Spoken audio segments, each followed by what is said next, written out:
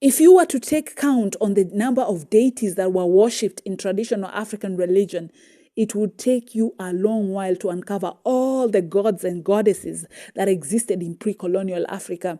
The truth is that almost every community that was present within the continent had one or more deities that were openly worshipped and served, besides the ancestors who were also considered to be spirit guides.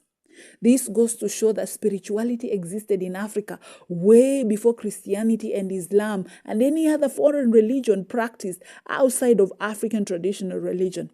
All these deities were considered to be gods and goddesses with variety of functions and roles to their names. Some deities were considered to be supreme with much power and greater influence, while other deities were known to be lesser gods with specified powers and limited in their roles. These deities were ancient and occupied the four classical elements of the universe, which is the earth, the air, the fire, and water, and rule over these elements perpetually. Some of these gods and goddesses were known to bring in good fortune, wealth, and success, while other gods were associated with misfortune, calamity, war, famine, diseases, and death.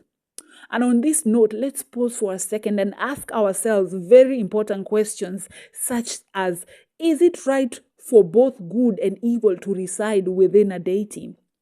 Or why would an evil deity, one who causes misfortune, still be considered to be a god?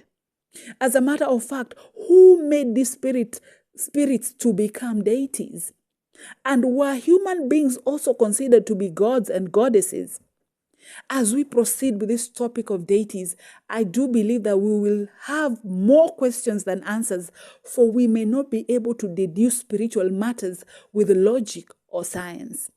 However, we can try to understand African spirituality by looking into the past and delving into the history of our forefathers and trying to understand the nature of their relationship with these deities. Perhaps we can start from the very beginning by asking ourselves a very critical question, which is, who were these ancient deities and where did they come from? African spirituality does not answer this question entirely, and maybe because these deities were never upfront with their origins. At best, these deities would mention the earthly region and territory for which they occupied and ruled over, but never made a mention of who their creator or source was.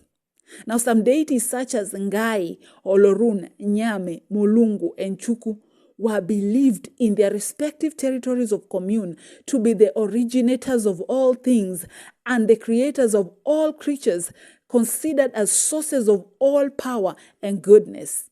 These deities often associated themselves more with the creation than their own creator. These deities were famously known as gods and goddesses of the sun, the moon, the sky, the sea, the trees, the earth, the rain, thunder and lightning, animals, and even night and day. These deities were believed to have power over the spiritual and earthly realms and having influence over both realms, whether for good or for evil. And yet their source was still unknown until the birth of Christianity within the continent. The origins of these deities was shrouded in secrecy until the Europeans sailed their way into the continent. But we shall not delve into Christianity. However, we can seek to find out the reason as to why our ancestors, the African people, were keen to worship these spirits by revering them as gods over their lives.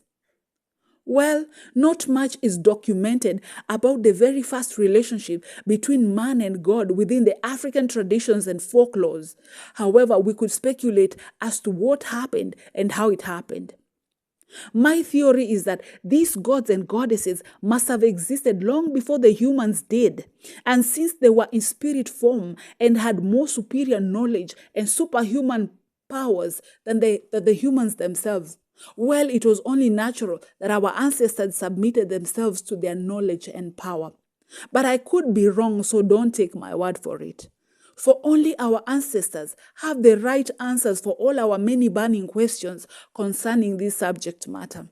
And speaking of our ancestors, they too have been for centuries for centuries being considered as spirit guides, with some communities worshipping them as ascended masters and other communities acknowledging their presence by pouring libations and even building shrines in their honor.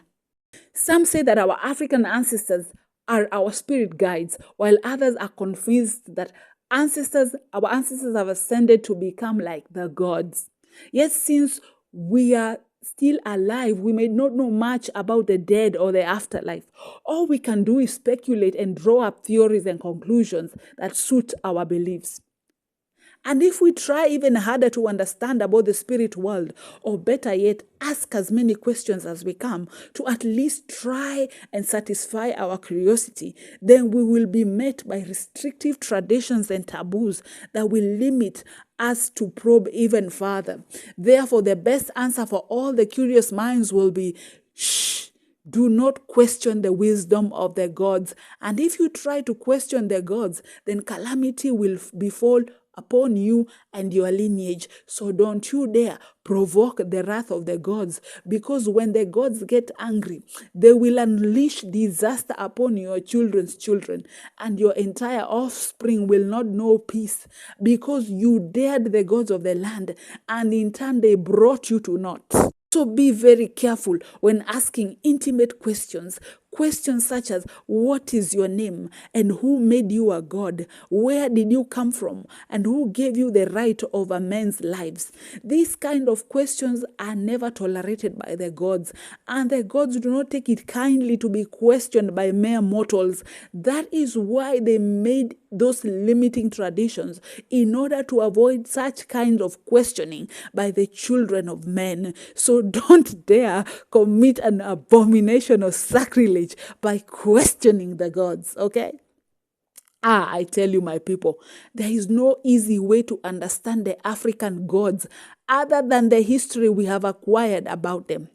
But wait, are these deities still in existence? Where are these gods in our modern world? And are these deities still being worshipped? The answer is yes. These gods are still in existence, but they do not bear their old titles. They have new titles. These gods are still present in our land and nations, because spirits never die. And yes, these spirits are very much worshipped in many of our African communities and societies. And yes, just like you and I were created by the Almighty God, the creator of the heaven and earth, the God of the universe, so were these spirits given the breath of life by their very source, the one true God.